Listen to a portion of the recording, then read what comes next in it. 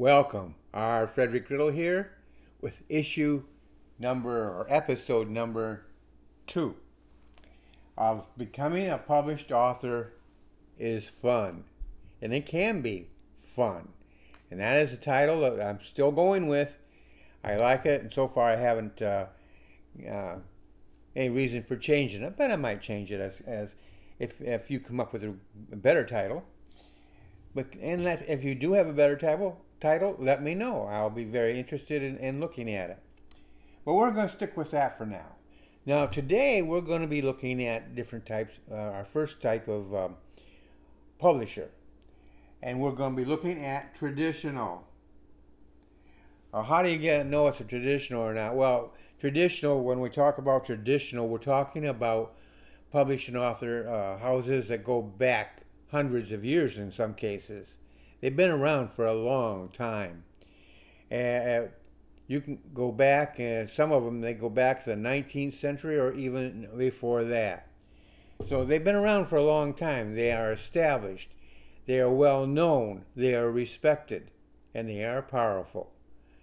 Now, you say, okay, that's what I want. I want to go with a traditional publisher. Well, you may not feel that way after this episode, but because I want to give you some information it's very important for you to understand.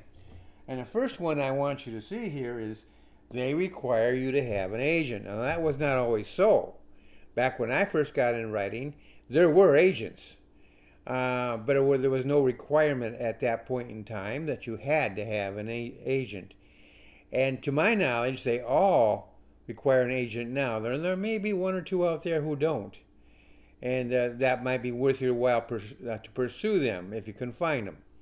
But I'm not aware of them at this particular time. Last time I checked there was only one or two and that did not, and they were leaning towards requiring an agent. The reason is very simple. It ties in with number 2 actually. Generally, they don't like unsolicited manuscripts. They just don't like them. Now, it used to be, so you go back and look at some of the authors who we now look at as being great authors. They simply sent their manuscript in hoping it would get published, and they got discovered, as you will, and the rest is history. But that's not how it operates anymore. Now there are so many authors out there writing books that the bigger traditional publishers don't want that influx of hundreds and thousands of books that they have to go through and sort, and some of it is trash. We're going to be honest here and brutal. Some books out there are trash. It's important to learn how to write and write well. But even the good books get caught up and get thrown out with the trash, simply because the traditional book publishers don't have the time to go through and research them all. So sometimes it's just the cover. If there's no book cover, if it's just the manuscript, then they look at the title.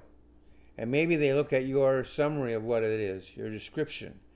And they may not get past that. So that's why it's important to have a good description, a good title, and things of this nature. But generally, they don't like to unsolicited. Another thing, they tend to want known authors. So, a guy by the name of Jenkins, he's a known author. Well, they would go for him. They would look for him if he's not tied into another traditional publishing house.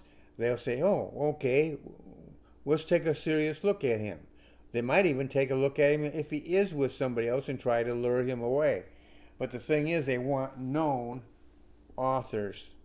And that is something that the fact that you're even looking at these videos, blogs, suggests to me that you're not a known author. You're not already established. You want to learn how to be an author, a better author, a published author. So, traditional, they require agents. They generally don't like unsolicited manuscripts. They tend to want known authors.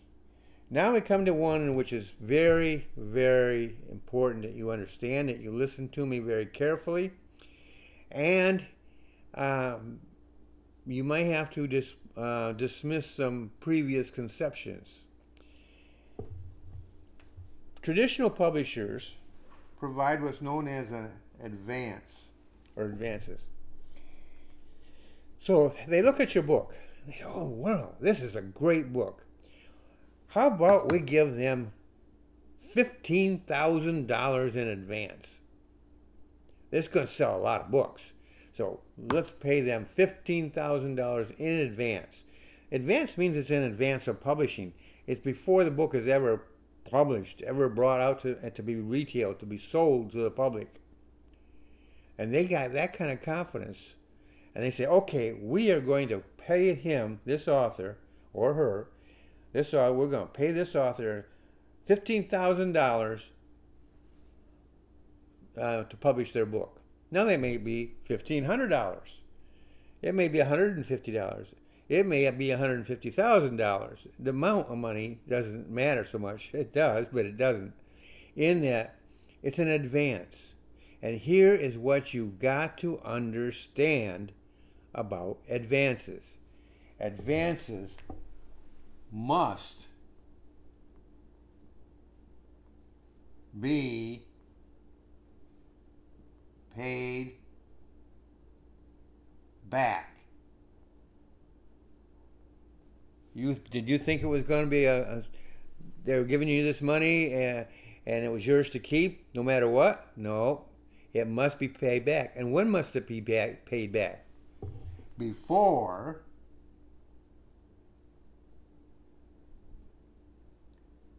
any royalties. Now you're saying, oh no, you're wrong. You're wrong, Mr. Riddle, you're wrong. They're going to pay me, and then they're going to pay me royalties. No, they're going to pay you royalties once the advance is paid back. That's the way it works. They pay you in advance, then you sell books, and every penny of that goes back to paying that that advance. Once that's paid off, now you start getting your royalties, which brings us to another subject. Royalties. Right here, royalties. That's an important factor. Now, what kind of royalties do they pay? Generally speaking, it's 8% to 35%. Those may have changed over time.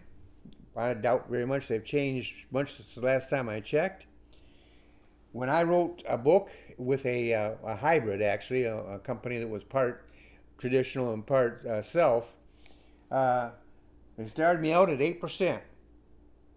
After I reached a certain level, then it would start climbing up.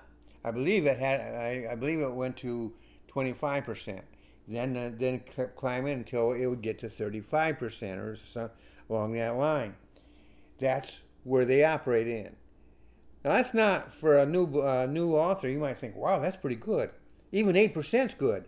Well, it sounds good until you start comparing it with some other possibilities. But this is where they are. The royalties are 8% to 35%, based on sales. This may start, you may have to sell 5,000 books before you get your 8%. You may even have a minimum order. So you may have to order. I know of a man who wrote, he wrote not for traditional, he was more of a self-publisher type, but they required him to order 5,000. Now this was before print on demand came into play, and those things have changed since then. But they may still require you to sell 5,000 or more books so that you can get your royalty of 8%, and then it starts to climb. But again, you must have any advance they've sold you or gave you. That has to be paid off first before any of this takes place. And that is something I've really basically covered with you everything you need to know about a traditional. They require an agent, and so it's going to take time for you to find an agent who will work with you, who are looking for authors in the genre that you are writing in. It could take up to six months or more to find that agent. Generally, these traditionals do not like unsolicited manuscripts. They tend to want known authors. They pay advances which they expect to be paid back before they ever pay off a single royalty. And the royalties range from 8 to 35%. So that is some negative information that you may not have been aware of.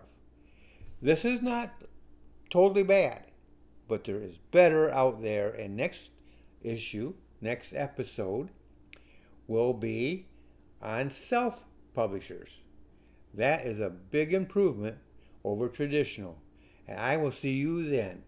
Meantime, I hope you're writing your book.